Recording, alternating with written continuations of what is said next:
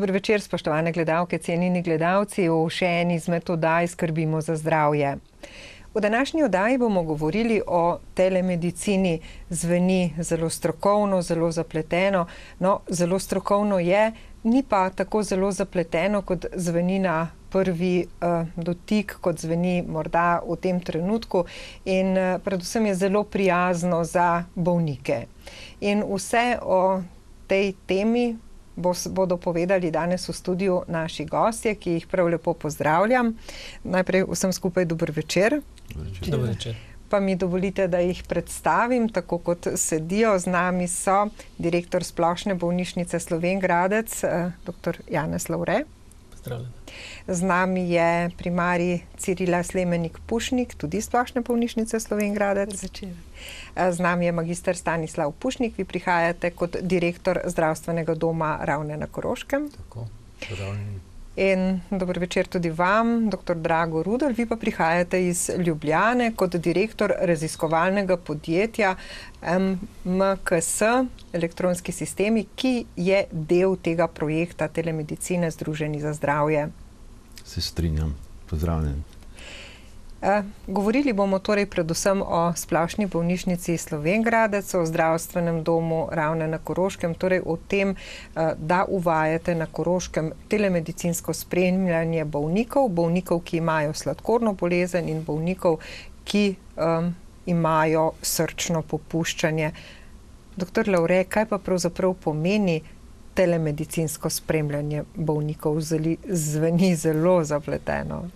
Ja, morda pred nekaj leti bi bilo tudi tehnično to zelo zapleteno, ampak seveda z razvojem tehnologij, ki nezadržno prihajajo tudi v zdravstvo, so to koristne aparature, ki pomagajo spremljati kronične bolnike z raznimi boleznimi na daljavo, da tako rečemo. Imamo pametne aparature, ki jih potem z ustreznimi dodatki povežemo in povežemo dejansko bolnikovo zdravstveno stanje, posamezne parametre s to aparaturo in z računalniškim sistemom v nekem centru, konkretno v naši bolnišnici, kjer osebje te podatke zbira in ukrepa, če gre za prekoračene vrednosti oziroma za kritična stanja.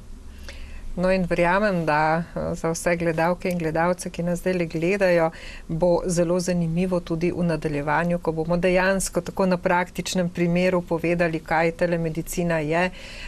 Primarij Pušnikova, kje ste se pravzaprav srečali s tem projektom, kajti če morda izhajamo iz tega, gre za evropski projekt, v katerega ste se kot strokovnjaki vključili na Koroškem, torej v sodelovanju Splošna bolnišnica Slovenj Gradec in pa zdravstveni dom Ravne na Koroškem. Ja, s tem projektom smo se srečali pravzaprav tudi na pobudo dr. Rudla, ki je nekje sledil te projekte in vedel in poznal naše delo.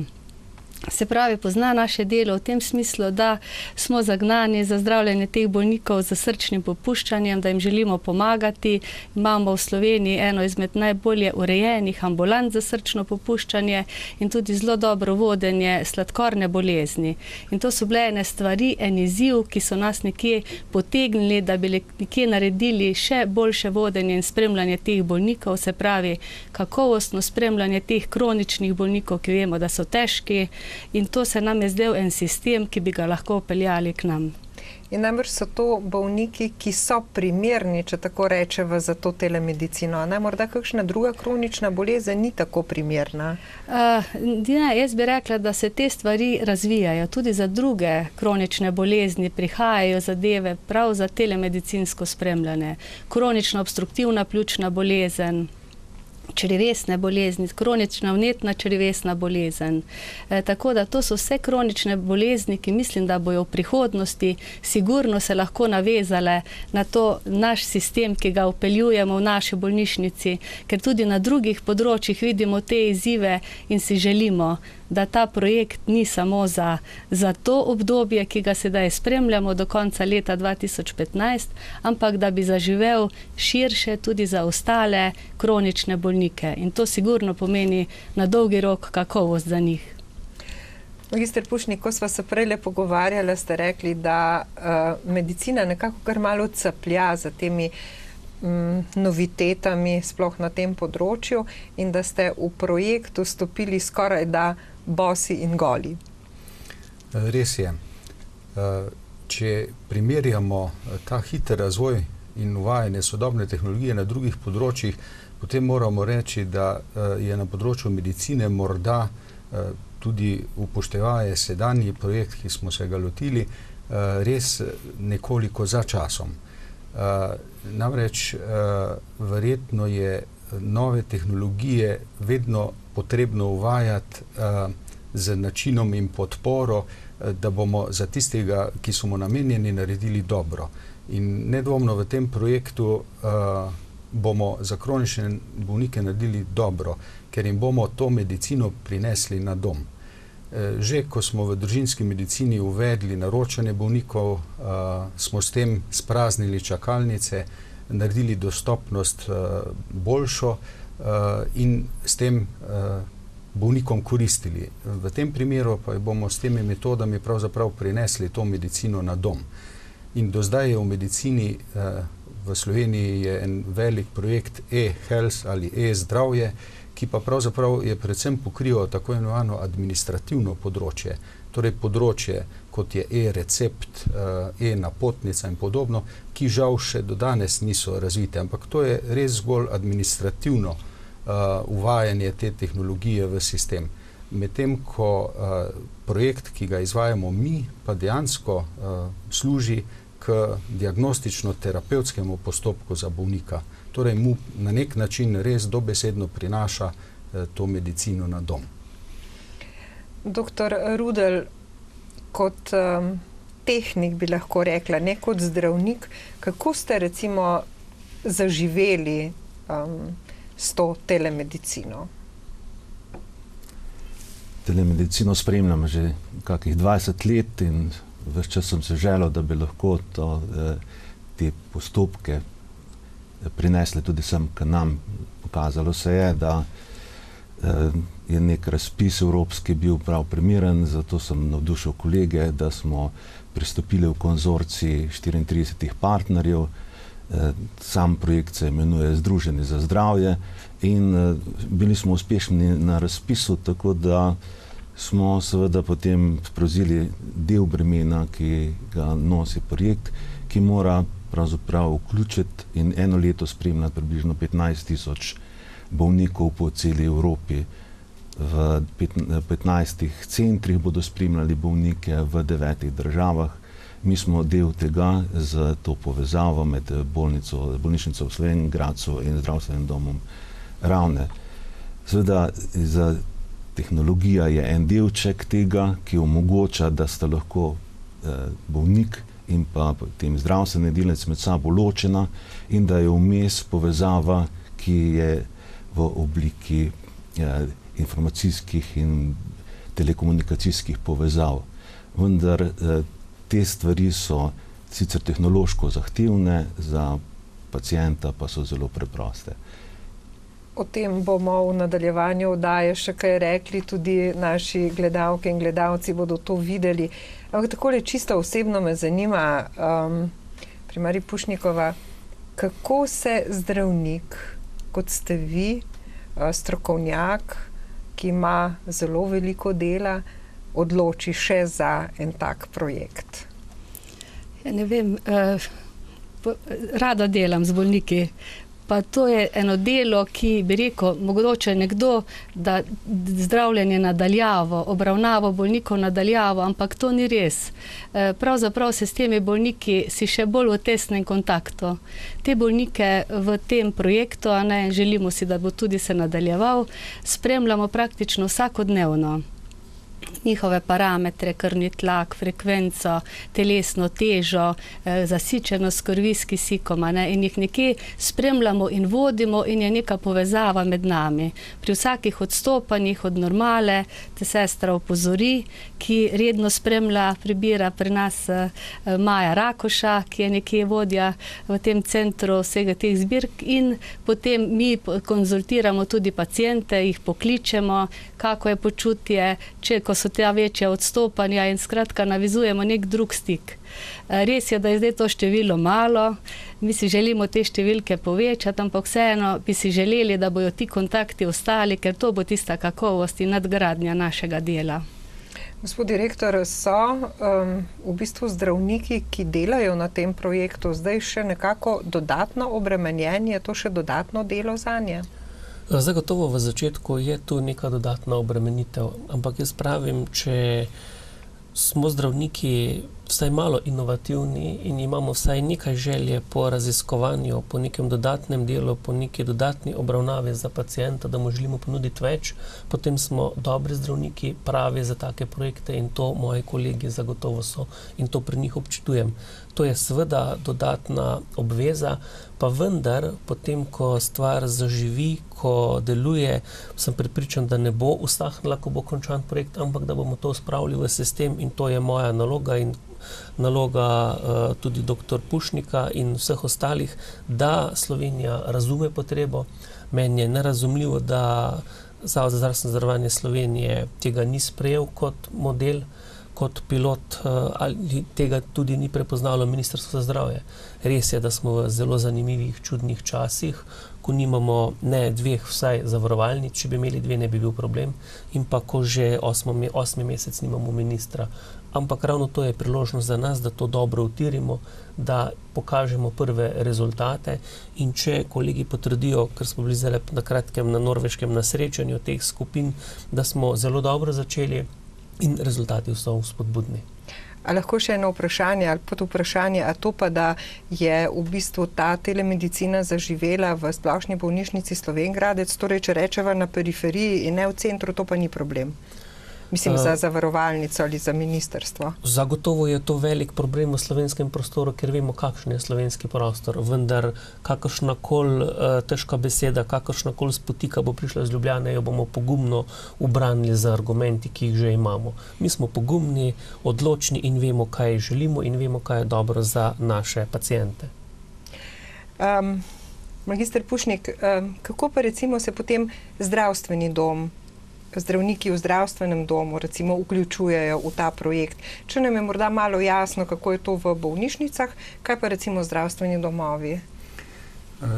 Torej, bolnik je naš skupni in mi okrog bolnika spletemo neko mrežo ukrepov, s katerimi mu želimo koristiti. Predvsem pri kroničnih bolnikih je potem nek način delitve vlog.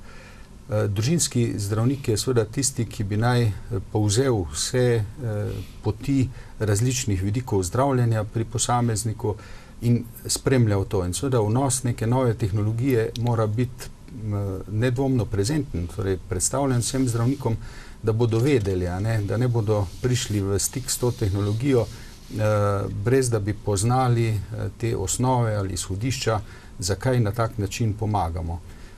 Res je, da če rečemo Ljubljana, Slovenj Gradec ali kje, to je medicina, ki je brezmejna. Že ko smo uvajali to tehnologijo, so nam recimo v enem referenčnem centru v Trstu ponudili, da bi oni za nas opravljali in da ne bi mi razvijali svojega centra, upravljali te storitve, ki pomenijo torej korak k ukrepanju. Podatek, ki pride v nek center in iz tega centra potem ukrepamo. No in seveda moramo reči, da smo res že v začetku zastavili, da bo ta Cezar, torej center za telemedicino, ki ga razvijamo v Slovenj Gradcu in ki je sigurno v slovenskem prostoru začetek uvajanja resne sistemske tehnologije na tem področju, tisti, ki bo pol pritegnil vse nas, od zdravnika na periferiji, patronažne sestre, ki bo se zdaj srečala z bolnikom, ki bo pokazal neke aparature, s katerimi si meri in pravzaprav on zdaj pozna te stvari in bo morda, če kdo ne bi bil seznanjen, bil tisti, ki bi pol razložil, kaj je to. Ker seveda, kot bomo videli, vsak bolnik je natančno podučen o tem, kako uporablja to tehnologijo. Tako da primarno zdravstvo od patronažnih sester do zdravnikov mora seveda dobro poznati te postopke in za nas pomeni to tudi drugačen način pristop dela. Ambulante bojo manj obremenjene, ker prej je moral bolnik po posvetu z specialistom prenesti izbranemu zdravniku izvid, pri njem dobiti potem redno terapijo in podobno. Zdaj bo tak bolnik pravzaprav dejansko oskrbljen na drugačen način. In vsi mi se moramo s tem soočiti in vsak pol prispevati svoj delček k temu načinu zdravljenja. Preden nam morda, dr. Rudelt, dejansko tako pokažete, razložite, na kak način po tehnični plati deluje ta telemedicina, predlagam, da dr. Pušnikova je že omenila sestro Majo. Mi smo bili na obisku v Splošni bolnišnici Slovenj Gradec in smo se z dvema sestrama, ki na nek način tudi skrbita za te bolnike, ki so vključeni v projekt telemedicine. Z njima smo se pogovarjali in nastal je tale pogovor, pa poglejmo. Sestra Majda, že več kot 1 leto delate pravzaprav na tem projektu, ko pripravljate enotno bazo podatkov za vse vaše bolnike s srčnim popuščanjem in jih tudi vzgajate v tem, kaj je bolezen, kako naj reagirajo in kako naj živijo. Ja, to traja zdaj, v bistvu od leta 2009 se je pravzaprav začela zdravstvena vzgoja bolnikov s srčnim popuščanjem. Leta 2013 pa so se začele priprave naših bolnikov, da bi jih prevedli, v bistvu sposobili za telemedicino.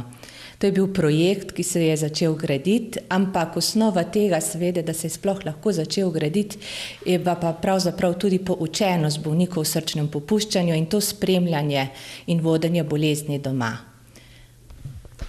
Pripravite jim eno takšno, videli smo, kratko predavanje, da jih poučite, kaj je ta bolezen. Kdo pa pravzaprav sploh pride v poštev za učenje? Za učenje, na samo učenje, zdravstveno vzgojo pravzaprav povabimo vse bolnike, s tem, da ocenimo, da so zmožni sprejemati vsebine, da bodo imeli kaj od tega tudi naprej. Če sami bolniki niso sposobni sprejemati, seveda povabimo svojce, ker tudi svojci živijo zraven. In to je tisti največji potencial, kjer je tudi pomoč svojca. Pravite, da niso sposobni sprejemati, gre za to, da je to zelo moderna tehnologija, a ne vaši bolniki pa nekoliko starejši običajno. Ja, to je kar velik problem. Zato prvo, kot je bo, so bili te vključitveni kriteriji, ker smo sploh zbrali bolnike. Ampak šele naslednja stopnja je bila, da smo potem tudi ugotavljali, ob prvem pregledu morda ali v ponovnih pregledah v ambulanti, a je sposoben, a te meritve izvaja že zdaj, a bo možen delati s temi aparati. Tako da to je bilo kar velik zalogaj tudi s te plati. Povejte nam, sestra Majda, kakšno vlogo imate kot diplomirana medicinska sestra v tem projektu? V tem projektu sedaj sodelujem s sestro Majo Rakuša, pa tudi te predpriprave, prvotno so me takoj povabili v ta projekt tudi zaradi tega izbora, pa zaradi dela na registru in tako smo pa skupno pomočjo nadaljevali, tudi ta projekt, da je prišlo do te stopnje, da smo jih začeli vključevati. Tudi sestro Majo Rakuša smo povabili pred mikrofon, da nam pove, kakšna pa je njena vloga v tem projektu. Ja, moja vloga pri tem projektu je predvsem najprej povabiti ljudi k temu projektu, potem ga na drobno predstaviti, pokazati, da to ni neka hujša zadeva, da se to da meriti, potem pa seveda predstavitev, prej edukacija, potem pa predstavitev teh aparatov, ki jih imamo za telemedicino. Če je sestra Majda veliko povedala o srčnem popuščanju, pa ste verjetno vi bolj tisti, ki se ukvarjate z bolniki, ki imajo sladkorno bolezen. V bistvu tu sodelujejo vsi, obojni pacienti. Pacienti s srčnim popuščanjem in pacienti z diabetesom. Zdaj je tu izobraževanje pri pacientih z diabetesom bolj opravlja dr. Epškova. Povabim pa seveda pokažem, kako deluje aparat. Smo pa v bistvu prisotne vse na teh predajih aparatov, teh paketov. Verjetno je ta vzgojni moment zelo pomemben, tako kot je že sestra Majda rekla, bolniki so nekoliko starejši. Verjamem, da ko vidijo vso to elektroniko, se kar malo ustrašijo. Ja, res je, že ko vidijo telefon, pa ko jim rečemo, da je to pametni telefon, je že to, jaz pa s telefonom nočem imeti opravka, ampak potem, ko jim v bistvu to pokažemo, da to ni nek način, da telefon že pripravimo, oni sami sprobajo te aparature, se potem nekot odločijo, da to pa res ni tak bav in to res sprejmejo in si tudi redno merijo. In potem vi to nadzorujete, spremljate, ali na kak način je recimo potem ta telemedicina tista, ki omogoča vam in tudi bolniku nekako boljši pregled, boljše spremljanje? Boljšo je zaradi tega, ker so v bistvu meritve pri srčnem popuščanju opravljajo dnevno. In dnevno mi te meritve vidimo, če so kakršnekoli spremembe, seveda sporočimo to našim zdravnikom. Pri srčnem popuščanju so to dr. Pušnikova, dr. Marolt in dr. Kerbevova. Pri diabetesu si merijo enkrat na teden 4 meritve pred obroki in seveda vsa ta odstopanja prav tako javimo dr. Epškovi in dr. Predikaki. Zato je to spremljanje bolj kakovostno, boljše, ker v bistvu je tedensko ali dnevno. Kontrole prej v ambulantah imajo 6-mesečne ali pa letne, ne? Zato je to res podrobno gledanje teh parametrov. In kot kaže eno takšno zelo dobro sodelovanje med zdravniki in pa vama kot diplomiranima medicinskima sestrama. Ja, tu moram pa res reči, da sodelovanje je res zelo dobro s sestro Majdo Kladnikovo, potem tudi z diabetičnimi sestrami, diabetologi zdravniki in kardiologi, prav tako pa s tem centrom oziroma tem MKS-jem, kjer so omogočili vse te naprave, da delujejo in da se prenaša iz telefona v naše bazo. Povejte še odziv bolnikov. Ja, moram reči, da se kar lepo merijo in so kar zadovoljni s temi meritvami. Tako videli smo nekako odziv obeh sester. Sestra Maja je omenila torej ta center MKS. Doktor Rudelj, kar zapletena zadeva zgleda tole na prvi pogled. Ne, stvari so zelo enostavne. MKS je podjetje, raziskovalno podjetje, ki se ukvarja s tem, da poskušamo vzpostaviti storitev za paciente na različnih področjih.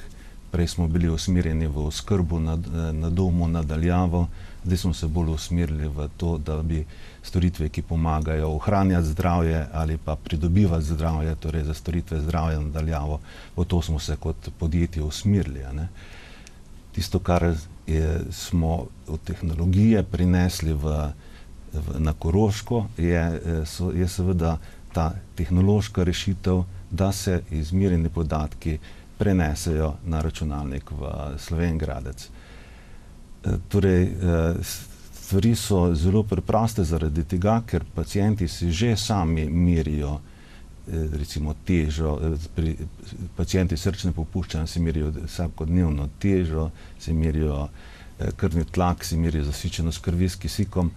To, kar smo zdaj naredili, je to, da smo uporabili takšne merilnike, ki so sposobni komunicirati s telefonom, pametnim telefonom, na katerega samodejno prenesejo podatke.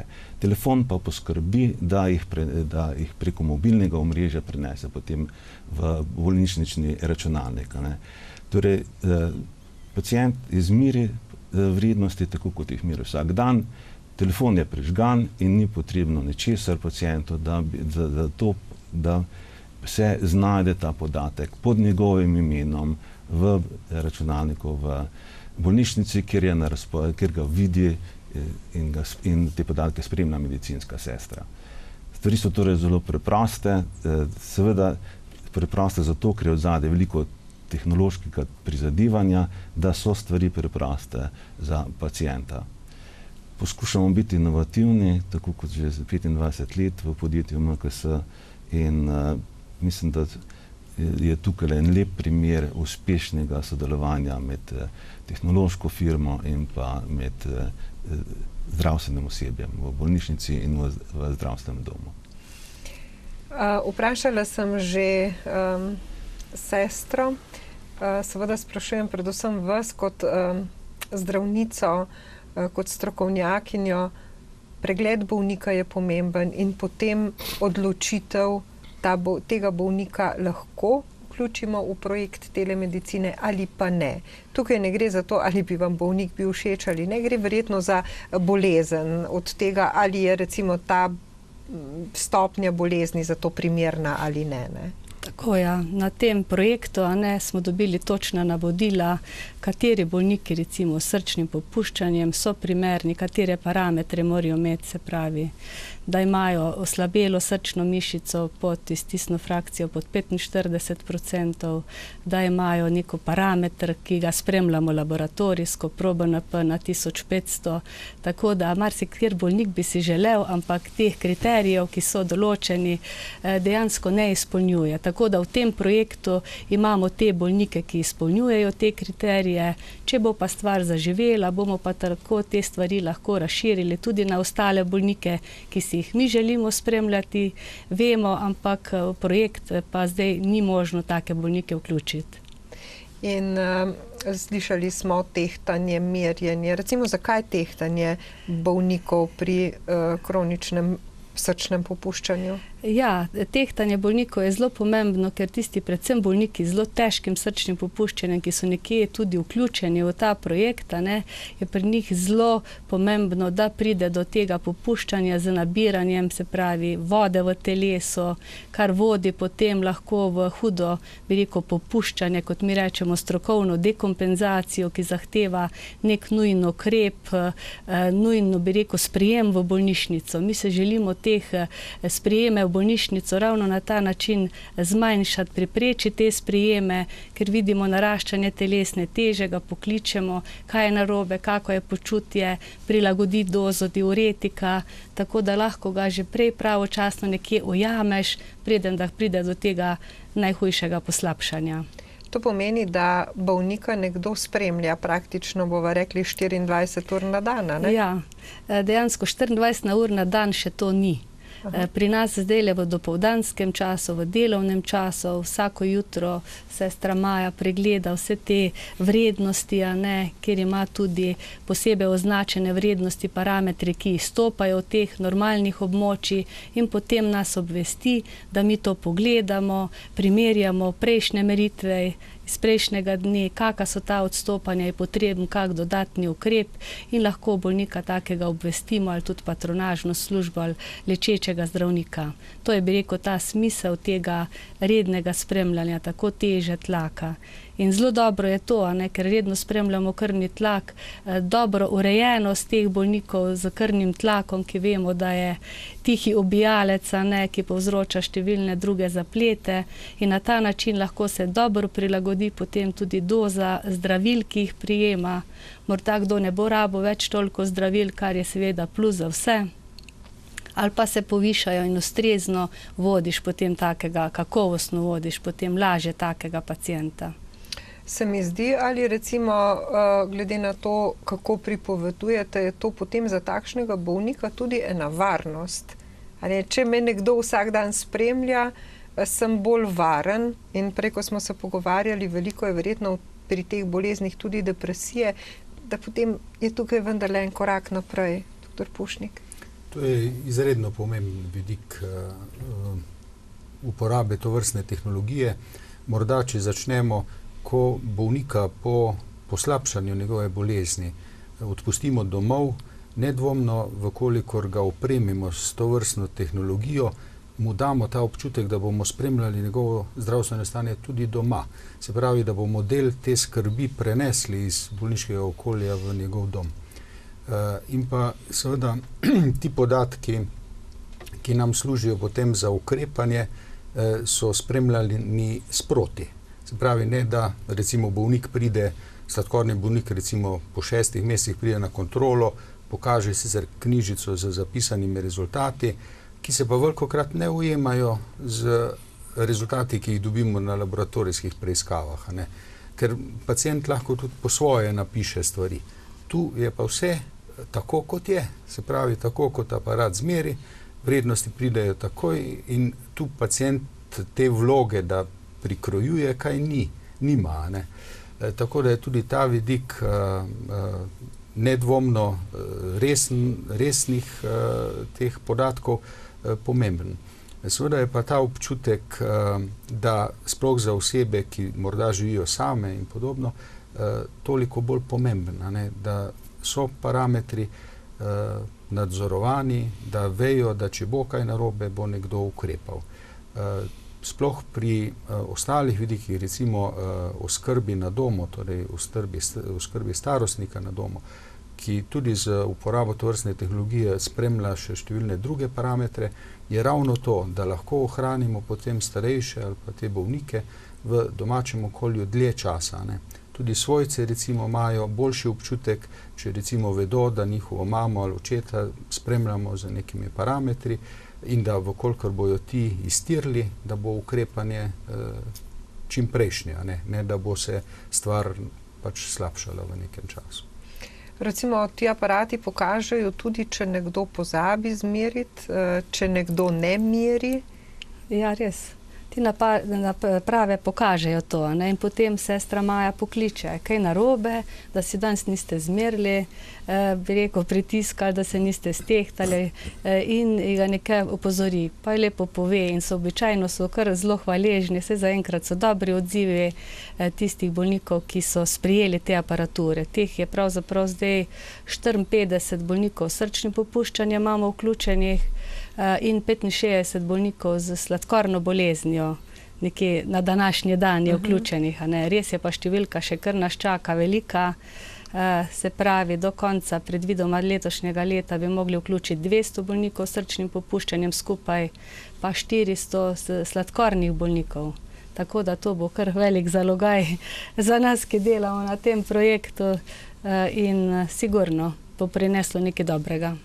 Nekaj dobrega in morda, dr. Lavre, tudi kakšne zaplete pri organizaciji dela v bolnišnici?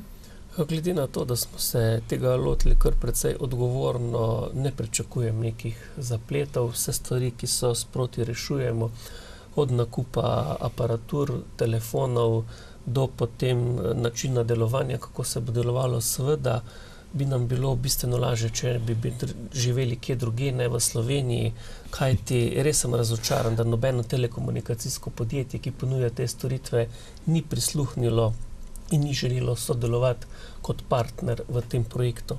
Ne vem, v Franciji, na Škotskem, na Nizozemskem so državna telekomunikacijska podjetja tista, ki so dejansko sponzorji ali pa enakovredni finančni partnerji posameznim bolnišnicam ali izvajalcem, ki to delajo.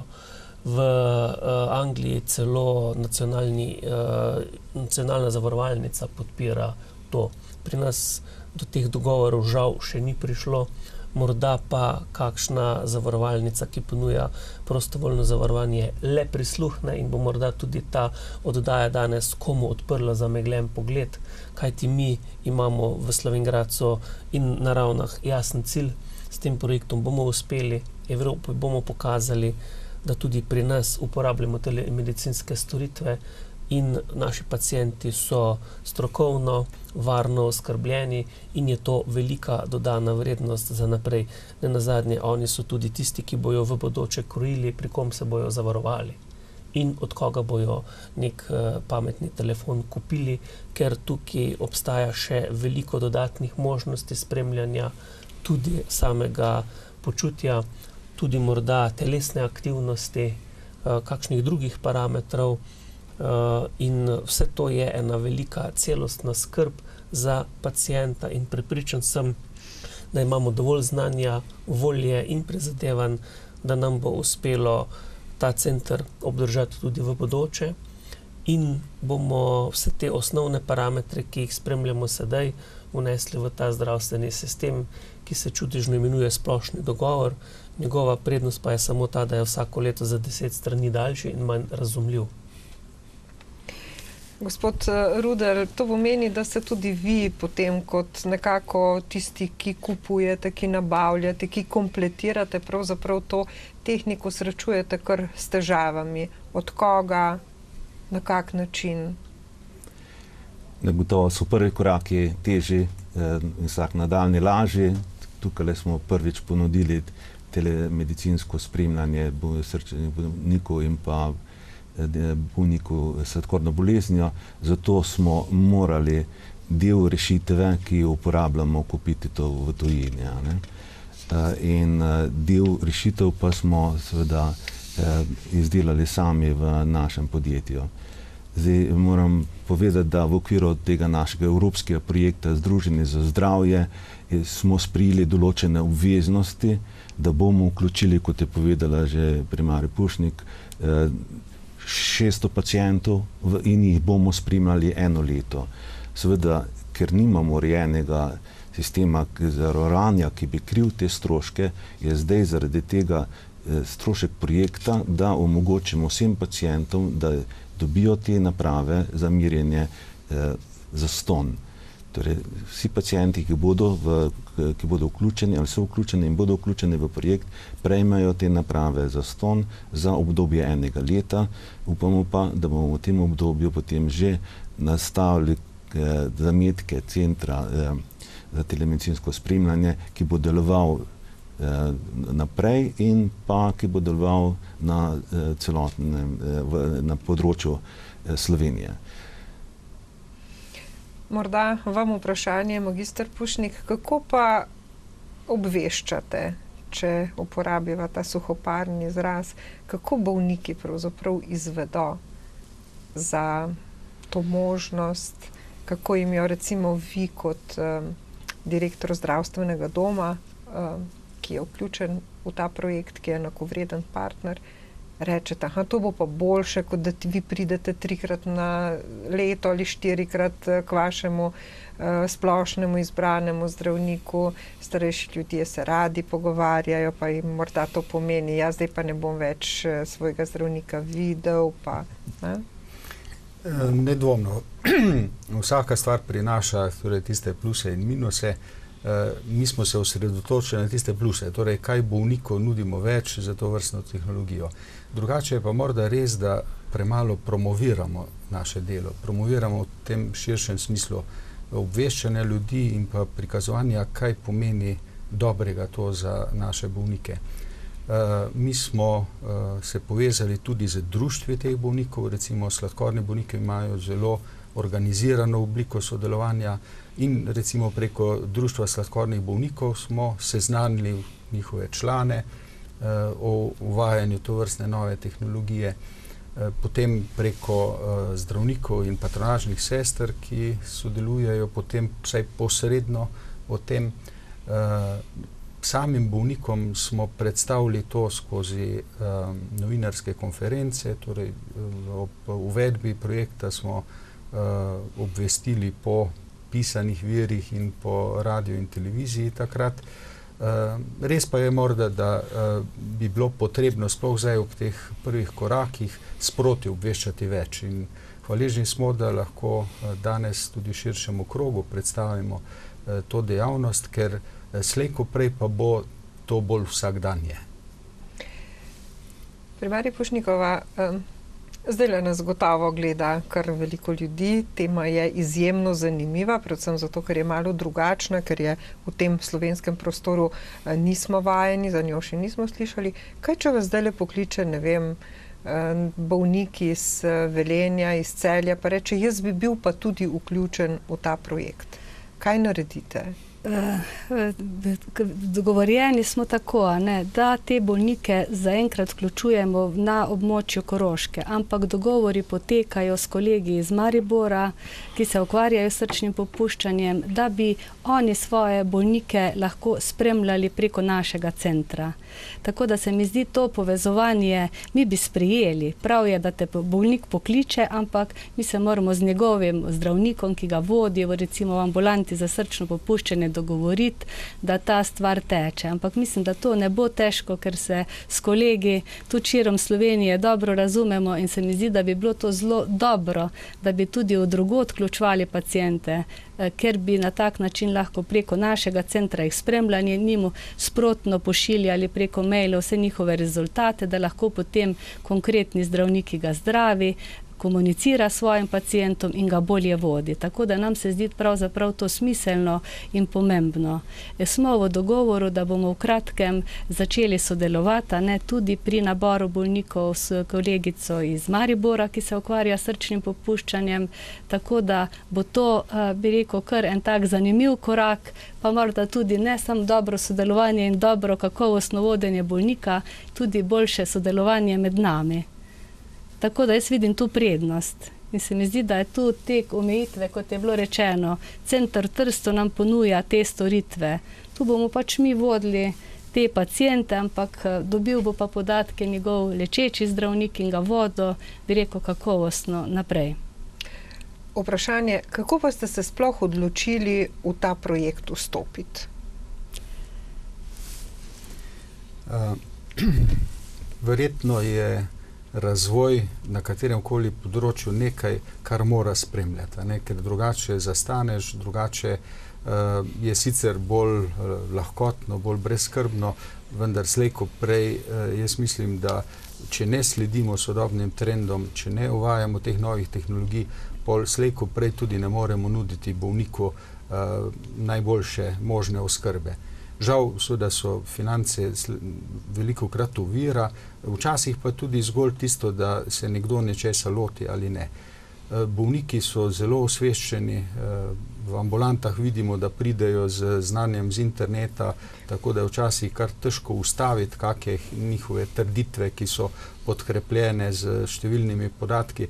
In seveda bolniki so seznanjeni, kaj se dogaja, torej so up to date, kot rečemo, ali sproti seznanjeni s tem in verjetno je prav, da vsi skušamo slediti temu razvoju. Vidimo pa, da je nivo težav na začetku sigurno večji in recimo države, partnerji v tem projektu, ki imajo to že 10 let razvito, seveda bodo ta del projekta veliko lažje izvedle kot pa mi, ki se seveda, kot rečeno, srečujemo s temi začetnimi težavami. Morda bi jaz dodal to evropsko dimenzijo tega projekta. Torej, pridobiti evropski projekt je rezultat težkega truda in prizadevanja, ki traja tudi 1 leto, da se pripravi predlog projekta, ki potem kandidira v Bruslju na razpisu, na katero se prijavi ogromno število prijaviteljev. In od 100 projektov, naprimer, v predlogu projektov jih je samo 10 financiranih s strani Evropske komisije. Tako da pridobiti projekt je velik uspeh za tim, ki je ta projekt pripravil in ga vložil. Odloča pa seveda vedno kakovost same prijave in zanimivost predloga za celotno Evropo, torej ne zgolj za lokalna dogajanja, ampak za celotno Evropo. Zato s partnerji pokrivamo pravzaprav vse države Evropske unije, skoraj vse države Evropske unije, in s tem dajemo projektu evropsko dimenzijo. No in če tako laično vemo, da je pridobiti projekt težko, da mora biti res strokovno podkovan in nekako vrednoten, ampak mislim, da je tudi še ena stvar, da potem ta projekt živi in da ga dejansko udejanite tako, kot je potrebno, da je pa naslednja težava, ker če ne sredstev ni, ne? Tu ni kar tako, bom se šel malo projekt, pa potem, če bo, če pa ne bo, ne? Gotovo tukaj so pravila, ki veljajo na tem področju. Včasih imam iz naših medijev občutek, da denar kar leži v Bruslju in ga je treba samo pobrati, pa da ga ne znamo pobrati. Resnica je drugačna. Najprej ga je izredno težko pridobiti, potem je pa izredno težko izpolniti vse tiste pogoje, ki jih postavlja Evropska unija. Naprimer, ena večjih stvari je, Evropska unija financira samo polovico stroškov, ki bodo nastale pri izvajanju projekta. Drugo je potrebno, da sami partnerji zagotovijo, torej bolnišnica Slovenj Gradec in zdravstveni dom Ravne morata dodati k denarju, ki pride iz Bruslja, 50% še zraven, ne. Tudi izpolnjevanje drugih pogojev je zahtevna zadeva, tako da je tim, ki uspe da projekt dobro izpelje, vreden vse pohvale. Najbolj pa seveda, če projekt na koncu nadaljuje z aktivnostmi, ki niso več financirane iz projekta in da na ta način se rezultati projekta prenesejo potem v okolje, v katerem deluje zdravstvena ustanova. Pred kratkim ste se vrnili, mislim, da z Norveške, da ste tam vrednotili trenutne korake. Ja, res je. Bili smo na Norveškem, kjer je bilo srečanje vseh partnerjev, kot je povedal, 15 iz Evrope, in moram reči, da čeprav smo bili bosi, ko smo šli v ta projekt, smo imeli določene rezultate, določeno število ljudi že vključenih, ko je določene države še nimajo. Mislim, veliko držav jih niti nima še vključenih pacientov in nastaja tu problem. Tako da mi smo se lotili projekta resno in tudi resno moramo nadaljevati in se zavedamo, da bomo kar mogli zelo se potruditi, da bomo do konca leta zbrali to število ljudi, ker to potegne za sabo veliko dela. Sicer je rekel direktor, da nam bo to uspelo, ampak to je res kar zelo dosti odrekanja popoldanskega dela ob vsem drugem normalnem delu, ker vse te paciente educirati, kar zelo dobro izvajata naši diplomirani sestri, tako da jim gre vsa pohvala, voditi te paciente, jih nadzorovati, to je dodatno delo pred službo, po službi in je to kar ena huda obveza še potem. Ampak jaz mislim, da tako kot smo zastavili, vsi vidimo nekje tudi en cilj. Tudi zastopili smo v ta projekt zato, ker smo rekli, v projekt bomo vstopili, da dobimo določene izkušnje, določene aparature, potem pa s tem nadaljevati. Nismo samo, bi rekla, mi videli tule recimo na srčnem popuščanju in diabetesu samo ta projekt pred sabo, ampak smo videli v tem neko kakovost za te bolnike, ki vemo, da jih bo potrebno tudi tako voditi, ker tu so težki bolniki, kronični bolniki, kjer imajo dolgoročno potem en velik plus, če so tudi na ta način spremljani kakovostno za preprečevanje, bi rekel, poslabšanja osnovnih bolezni in tudi zapletov pri diabetesu. Tako da moramo vse sile v to preventivo in pravočasno prepoznavanje teh zapletov vložiti. Tega bi se mogli pravzaprav vsi zavedati, ki delamo na teh področjih. In tako mimogrede ste tudi omenili, magister Pušnik, da je to v tem projektu eno tako zgledno povezovanje primarnega in sekundarnega nivoja zdravstva. Ja. Osnova je torej, vsi bi naj okrog bolnika skrbeli za optimalno obravnavo in v sosednji Avstriji, kjer so predhodni projekti izvajali, so imeli pravzaprav največ težav s tem, da ni bilo tovrstnega sodelovanja, da osebni zdravniki niso bili pripravljeni se vključevati v tak projekt. Tu gre nedvomno za aplikativen, torej projekt, ki neko tehnologijo uvaja v različne zdravstvene sisteme. Kot je bilo prej omenjeno, v nekaterih državah je to že rutina in je to samo izvedba enega sistema na dveh skupinah bolnikov, medtem ko pri nas je pravzaprav nova uvedba. In seveda mi se v naši situaciji tudi srečujemo zdaj z tem, kaj pomeni vključitev bolnika za izbranega zdravnika, za patronažno sestro, za bolnika specialista, ki v bolnici spremlja.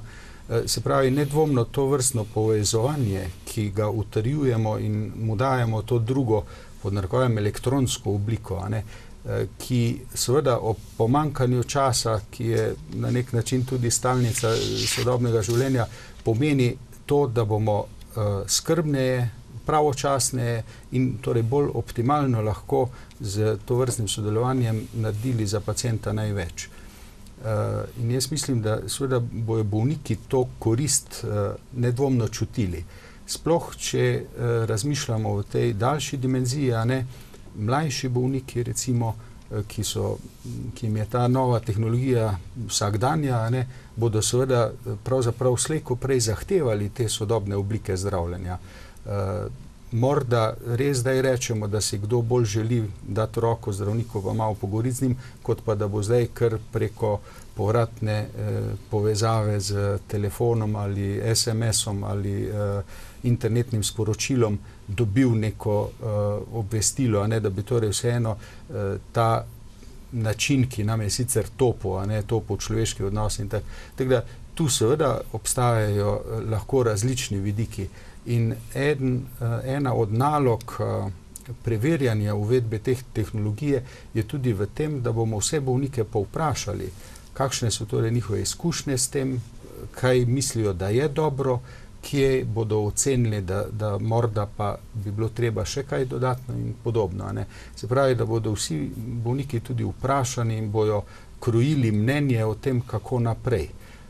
Verjamemo pa, da je nedvomno, da sodobno tehnologijo moramo vključevati v naše vsakdanje delo in da slej ko prej moramo temu slediti, ker drugače zaostanemo.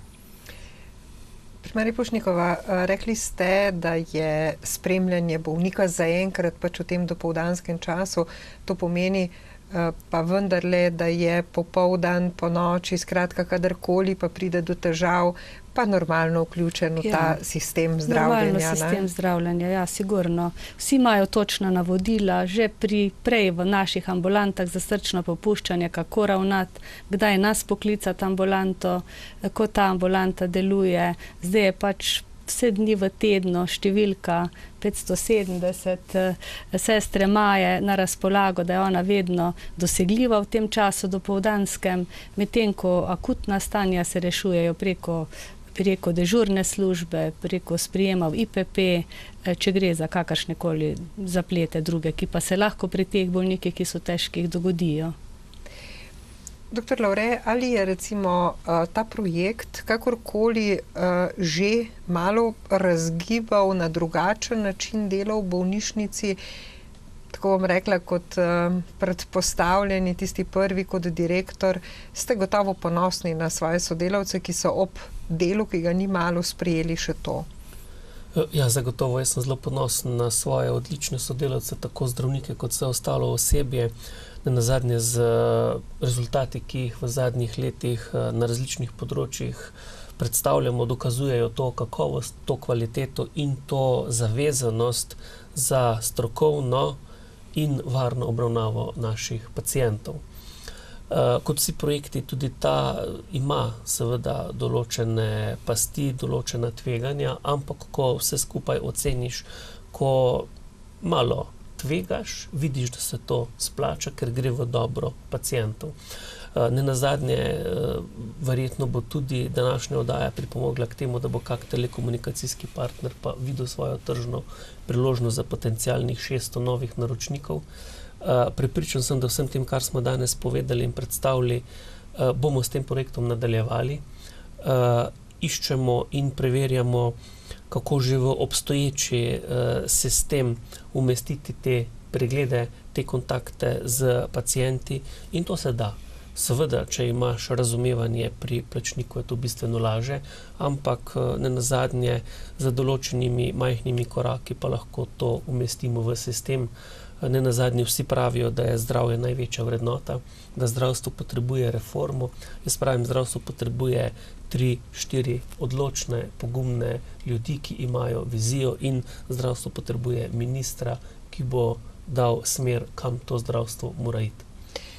Če se morda malo po trgovsko izrazim, nekaj ste sicer že omenili, ampak projekt ima rok trajanja, ne? Kje pa se potem vidite naprej? A ne? Eno je želja, eno so pa realne možnosti v današnjem času. Menim, da smo v tem trenutku na sredi projekta. V 2 letih do določenih sprememb v sistemu v Sloveniji mora priti. Nenazadnje, kmalu bomo imeli za to priložnost vsi državljani, da se izjasnimo, kaj želimo, komu želimo zaupati. In v tem času bomo mi imeli jasne rezultate v Slovenj Gradcu, da s tem samo nadaljujemo. Pacienti bojo morali povedati oziroma bojo povedali, komu bojo zaupali in komu so do sedaj plačevali za svoje zdravje in komu bojo zaupali v bodoče in katerim zdravnikom se bojo šli zdraviti. Zdravstvo, zdravstvene storitve, kakorkoli se megli ali kakorkoli se drugače govori, to je tržna dejavnost in to je velika tržna niša in to nišo bomo mi izkoristili. Kar si težko predstavljam, primarij Pušnikova, če nekdo eno leto dela to, se na to navadi, je pri tem zelo varen, se počuti dobro, potem po enem letu ostane brez vsega. Mislim, brez vsega, kar se tiče tega tehnologije, saj spremljanje ostane. V tem času jaz mislim, da bomo pripravljeni stvari dodelali do take mere, da bomo našli neko rešitev tudi za te bolnike. Se bomo trudili, da se jim omogoči to spremljanje, sploh pri nekomu, ki si to še želi, da bomo s tem nadaljevali, poskušali pridobiti sredstva, kar ni enostavno danes, to sigurno ne, ampak z marsikomu, ko se pogovarjaš in z, bi rekel, župani, so pravzaprav tudi navdušeni, da bi tak center nekje za Koroško bil, ker, bi rekel, vidimo širše ta problem in potrebo, ker na ta center se lahko potem realizujejo tudi drugi in socialna podpora, psihološke podpore tem bolnikom in si želimo, da bi tak center deloval 24 ur in bi pomenil varnost za naše bolnike. Tako da bomo videli, želimo si, da bi dobili sredstva in da bi lahko ljudem omogočili, da se spremljajo tudi naprej oziroma da bi to mrežo širili za te bolnike, ki nekje potrebujejo tako varnost in varno spremljanje. Pa recimo sproti spremljate zadovoljstvo, če rečeva temu, bolnikov, glede na to, da je to verjetno v sklopu projekta?